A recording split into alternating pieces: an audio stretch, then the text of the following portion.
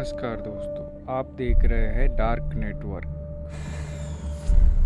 मैं आज यहाँ दो वृत्तांत का वर्णन करूँगा, जिसको सुनने पढ़ने के बाद आपको क्या लगता है अवश्य बताएं। खैर, मैं भी भूत प्रेत में नहीं मानता, पर कभी कभी कुछ घटनाएं घट जाती हैं कि भूत प्रेत के अस्तित्व को नकारना बनावटी लगता है। बात कोई 15-16 साल पहले की है।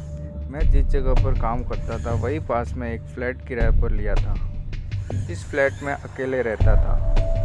हाँ, पर कभी कभी कोई मित्र संबंधी आदि भी आते रहते थे। इस फ्लैट में एक बड़ा सा हॉल था और इसी हॉल के संबंध एक बाथरूम और रसोई घर। एक छोटे से परिवार के लिए यह फ्लैट बहुत ही अच्छा था। और सबसे खास बात यह फ्लैट की यह थी कि यह पूरी तरह से खुला था।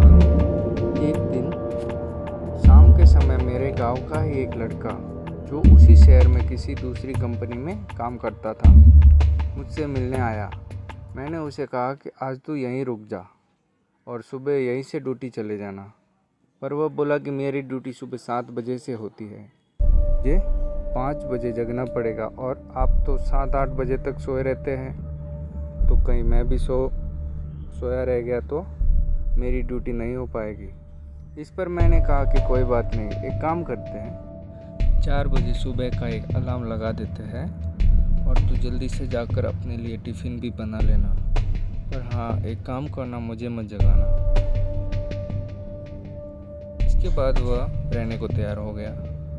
रात को खा पी कर लगभग 11:30 तक हम लोग सो गए। हम दोनों हॉल में ही सोए थे। मैं खाट पर सोया था और वह लड़का लगभग मेरे से 2 मीटर दूरी पर हॉल में 0 वाट का बल्ब जलाकर रखता था। अचानक रात को मेरी 2 बजे नींद खुली। यहाँ मैं आप लोगों को बता दूं कि वास्तव में मेरी नींद खुल गई थी, पर मैं लेटे लेटे मेरी नज़र किचन के दरवाजे की ओर चली गई। मैं क्या देखता हूँ, मुझे एक व्यक्ति किचन का दरवाज़ा खोलकर अंदर गया और मैं कुछ बोलूँ उससे पहले ही फिर से किचन का दरवाज़ा धीरे धीरे से बंद हो गया। मुझे इसमें कोई हैरानी नहीं हुई, क्योंकि मुझे पता था कि गांव वाला लड़का ड्यूटी के लिए लेट ना हो इस चक्कर में जल्दी जग गया होगा। बिना गांव वाले बच्चे की ओर देखे ही ये सब बातें मेरे दिमाग में उठ रही थी। पर अरे ये क्या, फिर से अचानक किचन का दरवाज़ा खुला और मैं उसमें से एक आदमी निकलकर बाथरूम में घुसा और फिर से बाथरूम का दरवाज़ा बंद हो गया। अब तो मुझे थोड़ा गुस्सा भी आया, और चूँकि वह गांव का लड़का रिश्ते में मेरा लगता था, इसलिए मैंने घड़ी देखी और उसके बिस्तर की ओर देखकर गाली देते हुए बोला, बेटे अभी तो 3 ही बजा है, तू जग कर खटर पटर शुरू कर दिया। अरे ये क्या। इतना कहते ही अचानक मेरे दिमाग में यह बात आई कि मैं इसे क्यों बोल रहा हूँ, यह तो सोया है। अब तो मैं फटाक से खाट से उठा और दौड़कर उस बच्चे को जगाया। वह आँख मलते हुए उठा, पर मैं उसको कुछ बताऊं बिना सिर्फ इतना ही पूछा कि क्या तू 2 मिनट पहले जगा था? वो बोला नहीं तो, और वह फिर से सो गया। अब मेरे समझ में कुछ भी नहीं आ रहा था। मैंने हाल में लगे ट्यूब को भी जला दिया। अब पूरे हॉल में प्रकाश था और मेरी नज़रें अब कभी बाथरूम के दरवाजे पर तो कभी किचन के दरवाजे पर थी, पर किचन और बाथरूम के दरवाजे अब पूरी तरह से बंद थे। अब मैं हिम्मत करके उठा और धीरे से जाकर बाथरूम का दरवाज़ा खोला। बाथरूम छोटा था और उसमें से कोई नहीं दिखा। इसके बाद मैं किचन का दरवाज़ा खोला और उसमें भी लगे बल्ब को जला लिया, पर वहाँ भी कोई नहीं था। अब मैं क्या करूँ, नींद भी एकदम से उड़ चुकी थी। इस घटना का जिक्र मैंने किसी से नहीं किया। मुझे लगा मेरा वहम था, और अगर किसी को बताऊंगा तो कोई मेरे रूम में भी शायद आने से डरने लगे। इस घटना को बीते लगभग 1 महीने हो गए थे और रात को फिर कभी मुझे ऐसा अनुभव नहीं हुआ। एक दिन मेरे गांव के 2 लोग हमारे पास आए। उनमें से एक को विदेश जाना था और दूसरा उनको छोड़ने आया था। वे लोग रात को मेरे ही यहाँ रुके थे।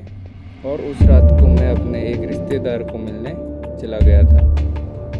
और रात को जब वापस नहीं आया, सुबह सुबह जब मैं अपने रूम पर पहुंचा तो वे दोनों लोग तैयार होकर बैठे थे और मेरा इंतज़ार ही कर रहे थे। ऐसा लग रहा था कि वे बहुत ही डरे हुए और उदास हो। मेरे आते ही वे लोग बोल पड़े, अब हम लोग जा रहे हैं। मैंने उन लोगों से पूछा कि फ़्लाइट तो कल है, तो आज की रात आप लोग कहाँ ठहरेंगे?